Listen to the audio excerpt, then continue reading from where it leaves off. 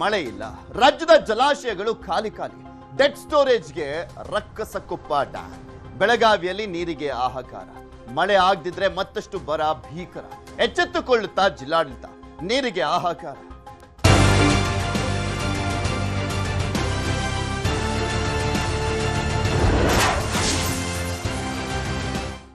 June ಮುಗಿತಾ ಇದ್ರೂ ಕೂಡ ರಾಜ್ಯದ ಕೆಲವು ಜಿಲ್ಲೆಗಳಲ್ಲಿ ಅಲ್ಲಿ ಇಲ್ಲಿ ಮಳೆ ಆಗ್ತಾ ಇದೆ ಬಿಟ್ರೆ ಜೂನ್ ತಿಂಗಳಲ್ಲಿ ಸುರಿಯಬೇಕಾಗಿದ್ದಂತ ಮಳೆ ಮಾತ್ರ ಬಂದೇ ಇಲ್ಲ.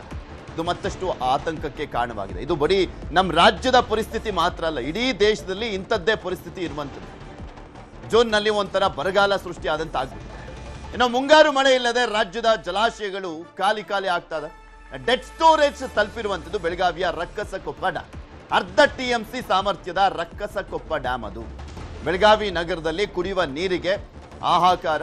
ಡೆಡ್ ಸ್ಟೋರೇಜ್ ನೀರನ್ನ ಬಳಸ್ತಾ ಇರುವಂತದ್ದು ಜಲಮಂಡಳಿ. ಡೆಡ್ ಸ್ಟೋರೇಜ್ ನೀರನ್ನ ಬಳಸ್ತಾ ಇದ್ದಾರೆ. ಡೆಡ್ ಸ್ಟೋರೇಜ್ ನೀರನ್ನ ಬಳಸಿದ್ರೆ ರೋಗದ ಭೀತಿ ಇದೆ. ಮಳೆ ಆರಂಭವಾಗಿದ್ರೆ ಖಾಲಿ ಆಗಲಿರುವಂತದ್ದು ಡ್ಯಾಮ್ನ ನೀರು. ಕುಡಿಯುವ ನೀರಿಗೆ ಎಚ್ಚರಿಕೆಯನ್ನ ವಹಿಸಬೇಕಾಗಿದೆ ಜಿಲ್ಲಾಡಳಿತ.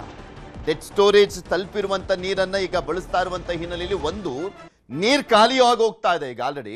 ಮತ್ತೊಂದ್ ಕಡೆ ಆ ನೀರನ್ನ ಕುಡಿದ್ರೆ ಇನ್ನಷ್ಟು ಡೇಂಜರ್ ಅನ್ನುವಂಥದ್ದು ಬೇರೆ ಆತಂಕ ಇದೆ.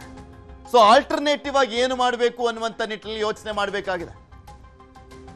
ಇದ್ರ ಬಗ್ಗೆ ಇನ್ನಷ್ಟು ಮಾಹಿತಿಯನ್ನ ಕೊಡ್ತಾ ಹೋಗ್ತಾರೆ ನಮ್ಮ ಪ್ರತಿನಿಧಿ ಚಂದ್ರಕಾಂತ್ ಸುಗಂಧಿ. ನಮ್ಮ ಜೊತೆ ನೇರ ಸಂಪರ್ಕದಲ್ಲಿ ಜಾಯ್ನ್ ಆಗಿದ್ದಾರೆ. ಚಂದ್ರಕಾಂತ್, ಆಕ್ಚುಲಿ ಯಾವಾಗಲೂ ಮುಂಗಾರು ಶುರುವಾಗ್ತಿದ್ದ ಹಾಗೆ ಮಹಾರಾಷ್ಟ್ರದಲ್ಲಿ ಸುರಿದಂತ ಮಳೆಯಿಂದಾಗಿ ಬೆಳಗಾವಿ ಮುಳುಗೋಗ್ತಾ ಇದೆ ಅನ್ನುವಂಥ ರೀತಿಯಲ್ಲಿ ತೋರಿಸ್ತಾ ಇದ್ವಿ. ಬಟ್ ಈ ಬಾರಿ ಕಂಪ್ಲೀಟ್ಲಿ ಡಿಫ್ರೆಂಟ್ ಆಗಿದೆ ಪರಿಸ್ಥಿತಿ. ಡೆಡ್ ಸ್ಟೋರೇಜ್ ನೀರನ್ನ ಬಳಸ್ತಾ ಇದ್ದಾರೆ. ಓಕೆ, ಅದನ್ನ ಬಳಸಿದ್ರೆ ಸಾಕಷ್ಟು ಅಂದ್ರೆ ಆತಂಕಗಳು ಕೂಡ ಇರುವಂತದ್ದು, ರೋಗದ ಭೀತಿ ಇದೆ. ಅದನ್ನ ಬಿಟ್ಟು ಆಲ್ಟರ್ನೇಟಿವ್ ಆಗಿ ಏನಿದೆ ಅಂತ ಅಲ್ಲಿ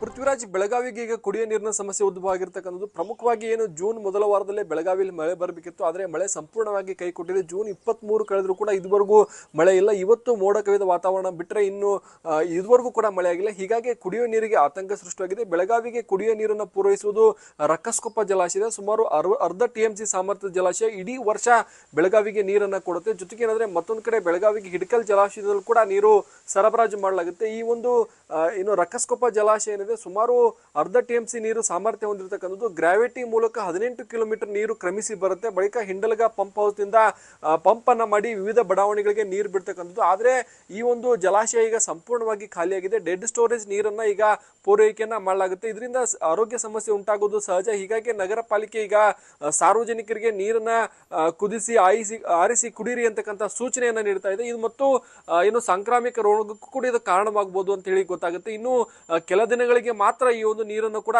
ಸಾಕಾಗುತ್ತೆ. ಮುಂದಿನ ದಿನಗಳಲ್ಲಿ ಏನು ನಾವು ಹಿಡಕಲ್ ಜಲಾಶಯವನ್ನ ಅವಲಂಬಿಸಬೇಕಂತ ಸ್ಥಿತಿ ಇರತಕ್ಕಂಥದ್ದು. ಹಿಡಕಲ್ ಜಲಾಶಯದಲ್ಲೂ ಕೂಡ ಏನು ಭಿನ್ನ ಪರಿಸ್ಥಿತಿ ಇಲ್ಲ. ಅಲ್ಲಿಯೂ ಕೇವಲ 5 TMC ಅಷ್ಟು ನೀರು ಮಾತ್ರ ಉಳಿದಿರ್ತಕ್ಕಂಥದ್ದು. ಹಿಡಕಲ್ ಜಲಾಶಯದ ಮೇಲೆ ಇಡೀ ಬಾಗಲಕೋಟೆ, ಬೆಳಗಾವಿ ಅವಲಂಬಿತವಾಗಿರುತ್ತೆ. ಹೀಗಾಗಿ ಈ ಬಾರಿ ಸಾಕಷ್ಟು ನೀರಿನ ಸಮಸ್ಯೆ ಬೆಳಗಾವಿ ಜಿಲ್ಲೆಯಲ್ಲಿ ಆಗಲಿದೆ. ಮತ್ತೊಂದು ಕಡೆ ಏನು ಹುಬ್ಬಳ್ಳಿ ಧಾರವಾಡಕ್ಕೆ ನೀರು ಪೂರೈಸುವ ಮಲಪ್ರಭದಲ್ಲೂ ಕೂಡ ಅಷ್ಟೇ ಸಮಸ್ಯೆ ಇರ್ತಕ್ಕಂಥದ್ದು. ಅಲ್ಲಿಯೂ ಕೂಡ 4.5 TMC ಅಷ್ಟು ನೀರು ಮಾತ್ರ ಬಾಕಿ ಉಳಿದಿದೆ. ಹೀಗಾಗಿ ಈ ಒಂದು ಏನು ಮುಂಗಾರು ಮಳೆ ಕೈಕೊಟ್ಟಿದ್ದರಿಂದ ಸಾಕಷ್ಟು ಸಮಸ್ಯೆಗಳು ಈಗ ಉದ್ಭವ ಆಗಲಿದೆ. ಹೀಗಾಗಿ ಜಿಲ್ಲಾಡಳಿತ ಈಗ ನೀರನ್ನ ಅಂದ್ರೆ ಕೇವಲ ಕುಡಿಯೋ ನೀರಿಗೆ ಮಾತ್ರ ಬಳಸತಕ್ಕಂಥದ್ದು, ಯಾವುದೇ ರೀತಿ ಕೃಷಿ ಚಟುವಟಿಕೆಗಳಿಗೆ ನೀರು ಕೊಡಲ್ಲ ಅಂತಕ್ಕಂಥ ಸ್ಪಷ್ಟನೆಯನ್ನ ಕೊಟ್ಟಿದೆ. ಏನು ಬೆಳಗಾವಿ ಮತ್ತು ಖಾನಾಪುರ ಭಾಗದಲ್ಲಿ ಇಷ್ಟೊತ್ತಿಗಾಗಲೇ ಮಳೆ ಪ್ರಮಾಣ ಜಾಸ್ತಿ ಆಗಬೇಕಿತ್ತು ಮತ್ತು ಪಶ್ಚಿಮ ಘಟ್ಟ ಪ್ರದೇಶದಲ್ಲಿ ಸುರಿದಂತಹ ಮಳೆಯಿಂದ ಘಟಪ್ರಭಕ್ಕೆ ಒಳಹರಿವು ಬರಬೇಕಿತ್ತು. ಅದು ಯಾವುದೂ ಕೂಡ ಇದುವರೆಗೂ ಆಗಿಲ್ಲ. ಇದು ಒಂದು ರೀತಿ ಮೇ ರೀತಿ ಬಿಸಿಲು ಮತ್ತು ಶೆಕೆಯ ರೀತಿಯಲ್ಲಿ ಬೆಳಗಾವಿಯಲ್ಲಿ ವಾತಾವರಣ ಸೃಷ್ಟಿಯಾಗಿರ್ತಕ್ಕಂಥ ಸಾಕಷ್ಟು ಆತಂಕಕ್ಕೆ ಕಾರಣವಾಗಿದೆ. ಇನ್ನು ಇವತ್ತು ನಾಳೆ ಏನು ಮಳೆ ಮುನ್ಸೂಚನೆಯನ್ನ ಹವಾಮಾನ ಇಲಾಖೆ ನೀಡಿದ್ರು ಕೂಡ ಮುಂದಿನ ದಿನಗಳಲ್ಲಿ ಯಾವ ರೀತಿ ಪರಿಸ್ಥಿತಿ ಇರಲಿ ಅಂತಕ್ಕಂಥದ್ದು ಈಗ